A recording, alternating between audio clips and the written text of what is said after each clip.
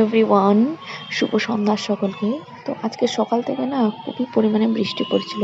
তো এই সন্ধ্যা টাইমটা একটু বৃষ্টিটা কমলো, তো বরকে বললাম চলো একটু বাইরে গিয়ে খেয়ে আসি। খেয়ে বলতে এই আর কি, যেটা আমাদের সকলের প্রিয় চাউমিন, মোমো আর কিছু চপটপ খেয়ে আসি। তো বেরোনোর সাথে সাথে দেখলাম যে আকাশে পুরো একদম মানে এতটা মেঘ জমে এরকম অবস্থা হয়ে গেছে যে মনে হচ্ছে যে ময়লা জমে আছে। তো চলে আসলাম, এসে কাকুর দোকানে কিছু চপ খেলাম, আর চপ খাওয়ার পর ফুচকা খেয়ে চলে আসলাম অন্য একটা দোকানে থুপ্পা খেতে।